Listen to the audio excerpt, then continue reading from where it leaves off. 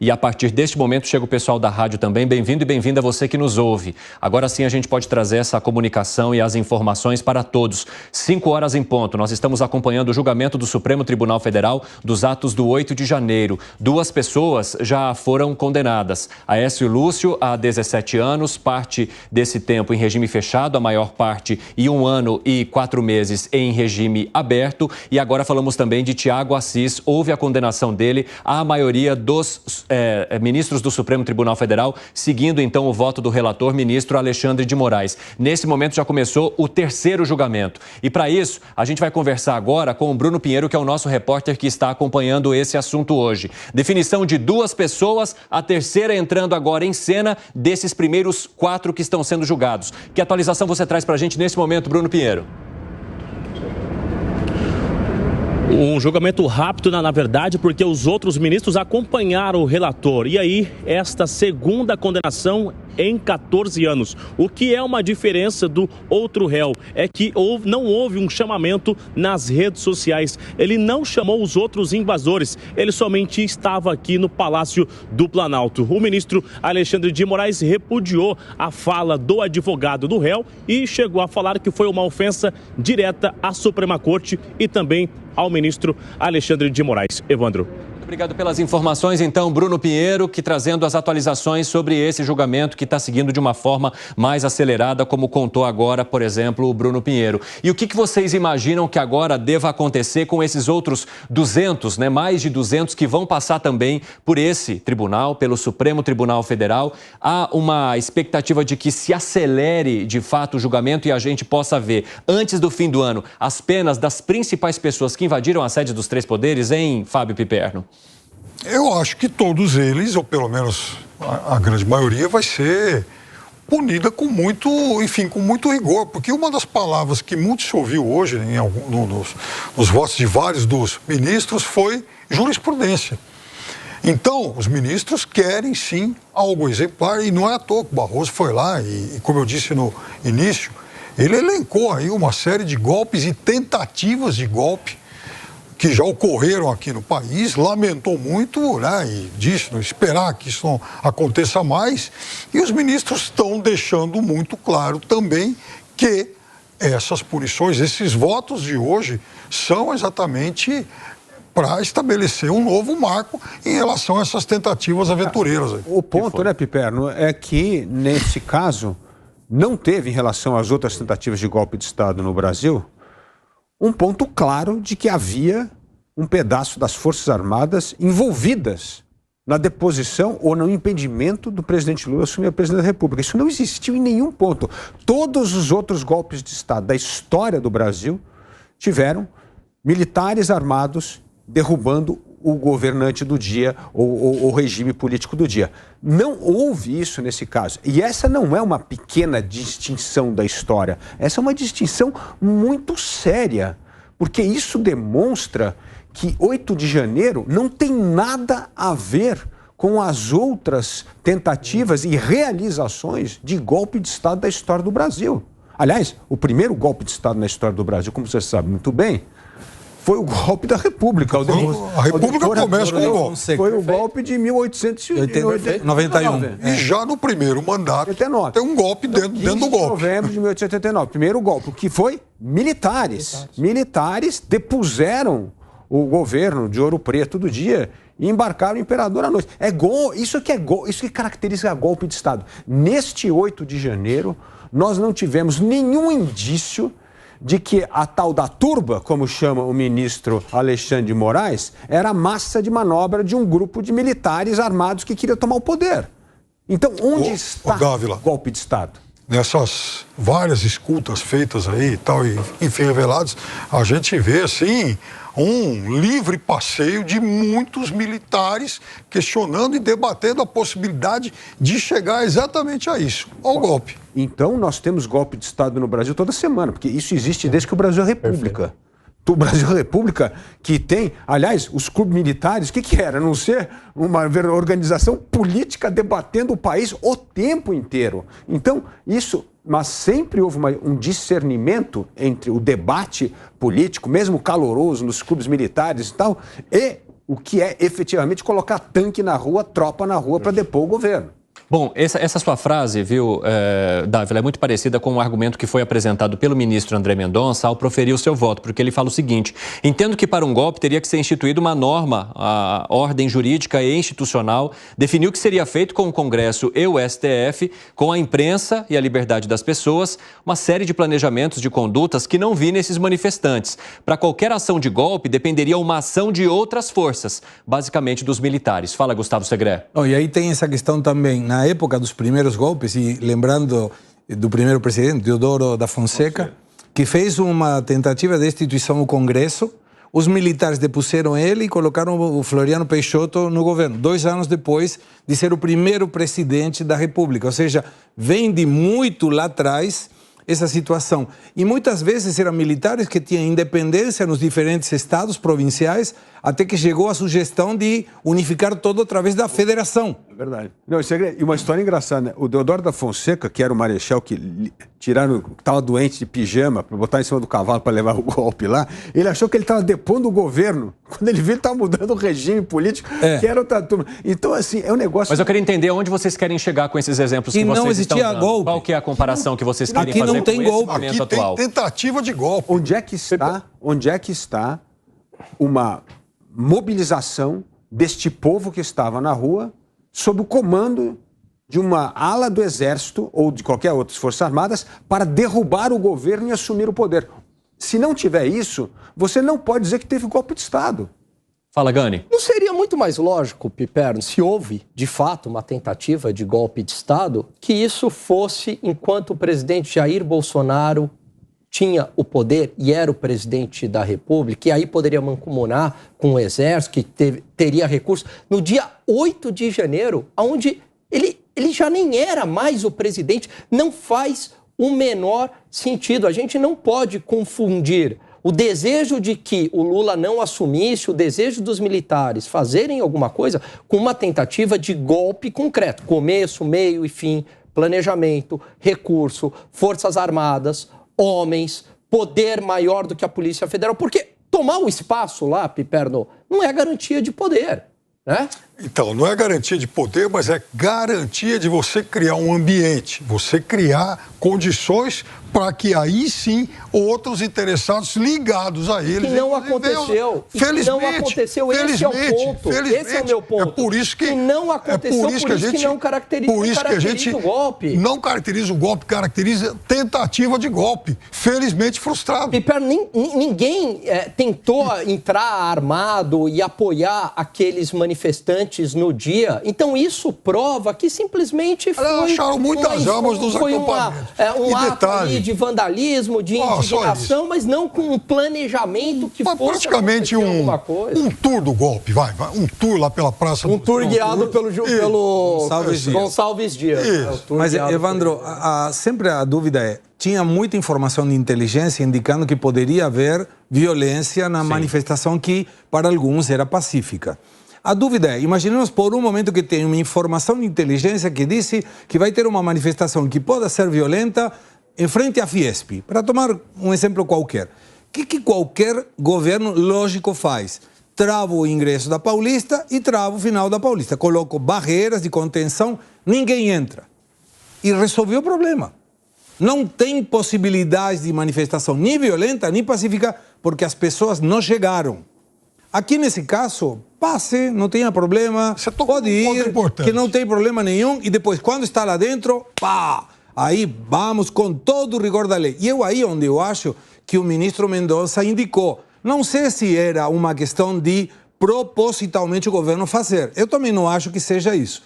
Mas, com certeza, foi aproveitada essa situação para... Deixa rolar, que depois a gente aproveita isso com a narrativa do golpe, com a narrativa da necessidade de defender a democracia, porque imediatamente foram todos os governadores, prefeitos e tudo a defender a democracia, como corresponde perante uma tentativa de golpe. Mas poderia ser resolvido colocando uma barreira de contenção.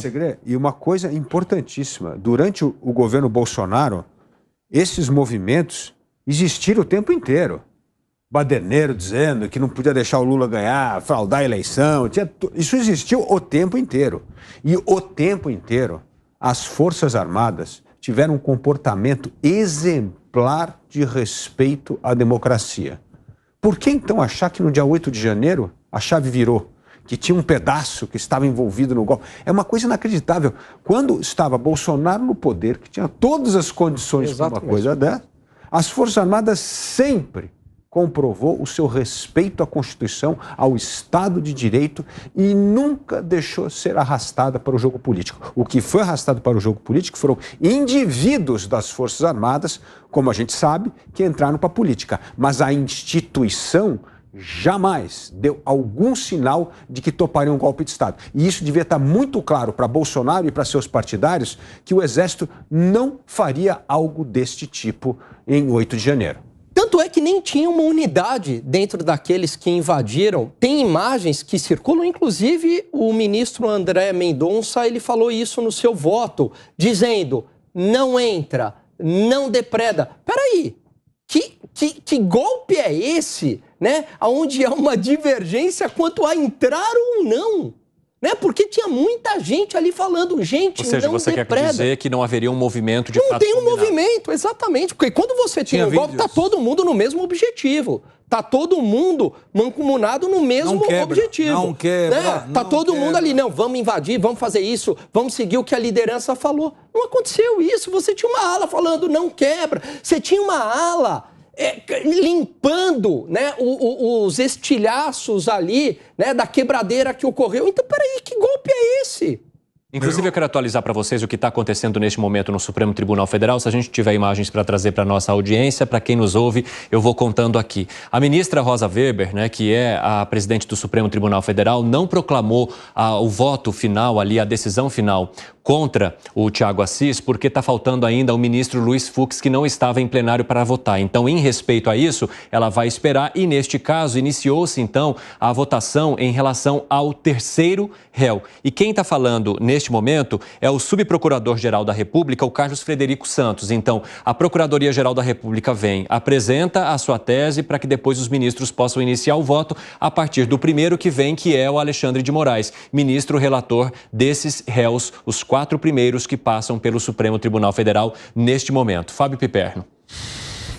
O Alan, de fato, eles formavam quase que uma brigada Madre Teresa de Calcutá. Eles eram absolutamente inocentes, suaves, que foram lá só para uma ala que não invadiu, tem uma ala que foi contra. Agora, o Dávila toca num ponto que eu acho que é fundamental, que é exatamente a participação dos militares. Sim, era sobre isso que eu queria questionar você. Eu sou muito crítico em relação a eles, né, desde que essa movimentação começou e desde o ano passado para a gente estabelecer um marco zero nisso.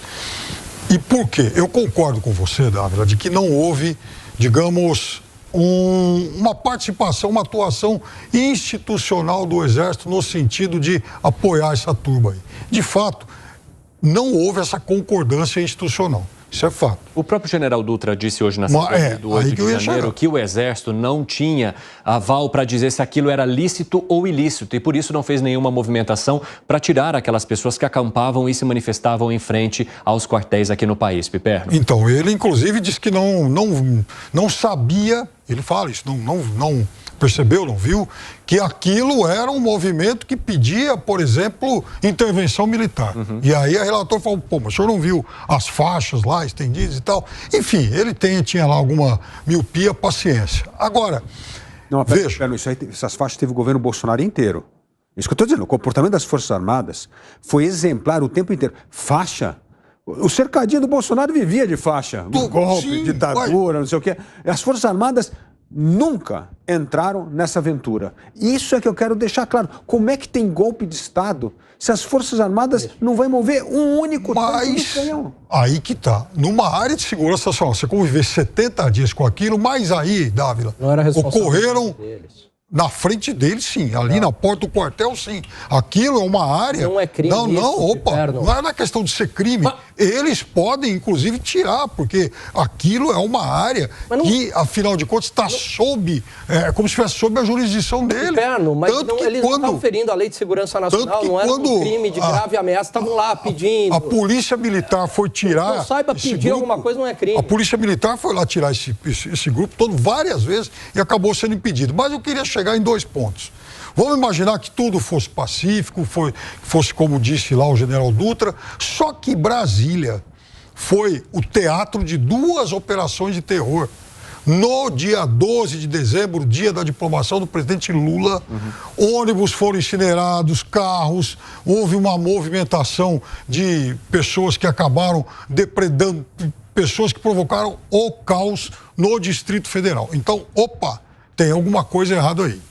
Segundo, no dia 24 de dezembro houve o episódio da bomba, né? 3 presos, inclusive 1 preso hoje lá no Paraguai. Então, não dá para que o Exército e as forças de segurança naquele momento ficassem omissos em relação a isso. E com tantos avisos, ninguém se tomou o trabalho de colocar uma barreira de contenção?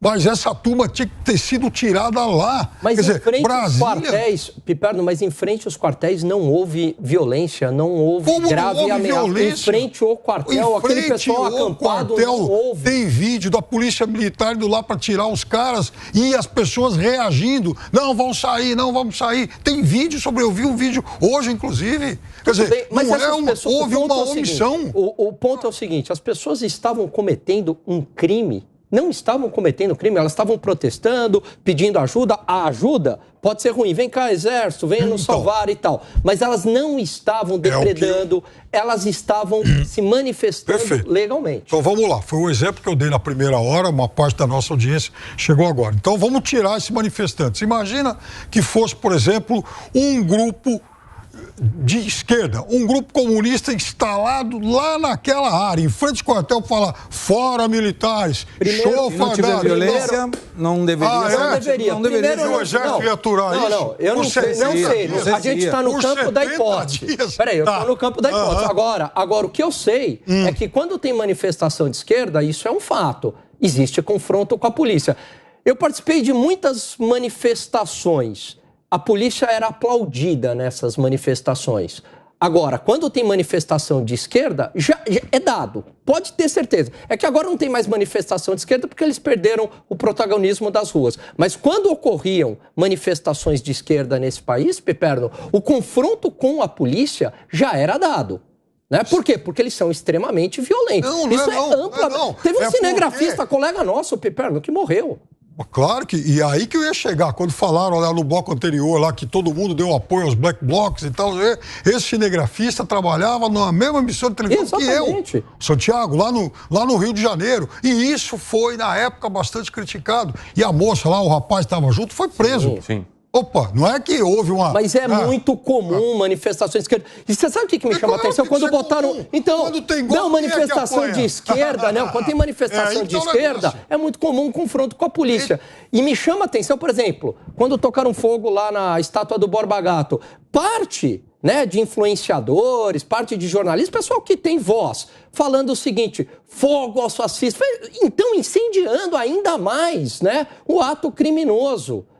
Agora, Gani, o que você está querendo dizer é que há uma avaliação diferente de manifestações que já ocorreram no país para especificamente os atos do 8 de janeiro? Com certeza, eu vejo um duplo padrão absurdo em relação à imprensa, né? Como tratam o dia 8 de janeiro e quando são manifestações de esquerda, aí tem palavras atenuantes, é uma série de eufemismos, são os manifestantes. Quando há confronto direto com a polícia, ninguém chama de bandido, ninguém chama de terrorista, né? São manifestantes, até usam uma palavra um pouco mais glamourosa, ativistas. Os ativistas, né? Não há uma criminalização. Quando é manifestação de direita, aí é extrema direita. E as manifestações pacíficas de direita, as pacíficas de direita, não estou nem falando do dia 8 de janeiro, as pacíficas. Quantas vezes a imprensa não retratou dizendo a extrema-direita... Aliás, durante a pandemia, as manifestações de direita eram tratadas como aglomerações irresponsáveis. Quando teve uma manifestação de esquerda, de torcidas organizadas, que saíram em plena pandemia, não vi um texto falando que era uma aglomeração irresponsável. Pelo contrário, as manchetes diziam os manifestantes contra o fascismo. Né? Isso em plena pandemia. É um baita duplo padrão da imprensa. Gustavo Segré. Você sabe por que em nenhum momento aparece a palavra terrorismo nas acusações? Porque a lei de antiterrorismo foi vetada pela Dilma Rousseff na época. E foi vetada de propósito. 2014. Terrorista. Foi votada de propósito, foi vetada. Porque se tivesse essa questão, vandalismo, destruição do patrimônio público poderia ser considerado terrorismo. E ela não queria que os seus comparsas da esquerda fossem acusados desse tipo. Blocs, nem nada. MST, Nada. Os dois que iam cair na categoria de terrorismo. De terrorismo, por isso. Fábio Piperno. É verdade. Não, aí que está o negócio.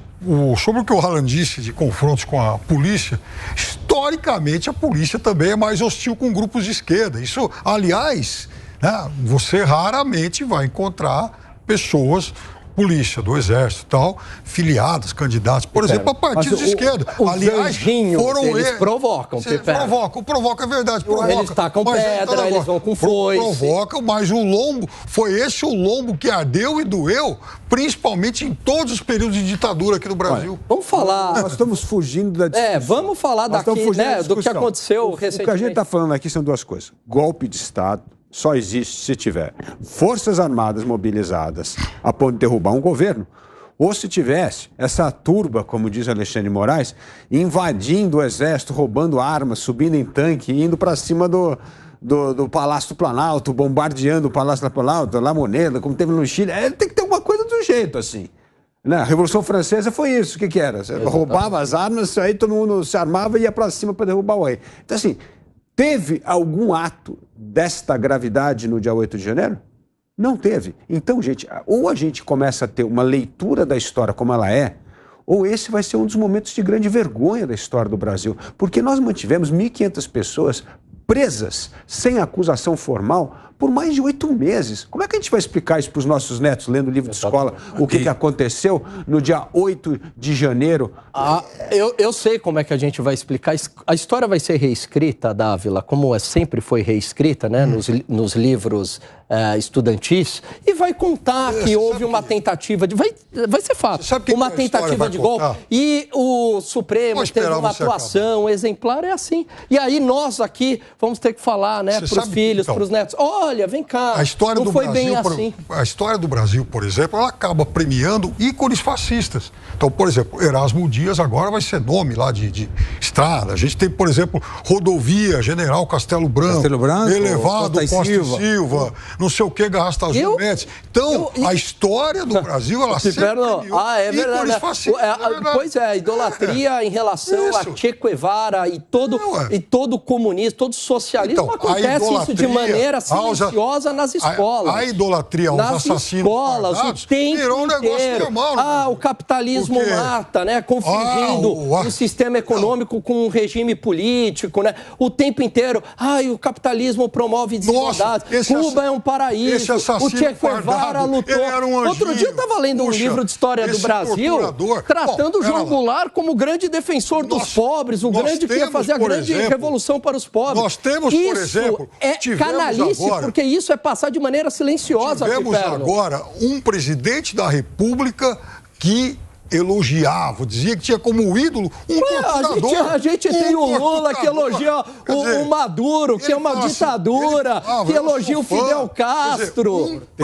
A gente tem um ministro da Justiça que falou: eu sou comunista com muito orgulho, e o Lula também. Uma coisa, ele falou uma bobagem dessa. A outra é o presidente da República que fala assim: é a bobagem seletiva. Meu ídolo é o Coronel Ustra. Agora, pessoal, voltando um pouquinho para o que a gente está acompanhando, né, que é o julgamento no Supremo Tribunal Federal. Temos imagens, não acredito que o subprocurador-geral da República ainda esteja apresentando ali os motivos pelos quais a Procuradoria-Geral da República entende que os réus devam, então, responder pelos crimes, né? Nesse momento, até agora, foram apresentados 5 crimes para os 2 réus que até então já foram julgados pelo Supremo Tribunal Federal. Neste momento, há ali um intervalo que foi anunciado agora pela presidente do Supremo Tribunal Federal, a ministra Rosa Weber. Daqui a pouco, assim que esse julgamento voltar, a gente também volta com algumas partes, trechos e informações importantes. Mas o que eu quero colocar para vocês é que dos ministros que votaram até agora em relação a esse segundo réu, 6 desses ministros entendem que deva haver uma pena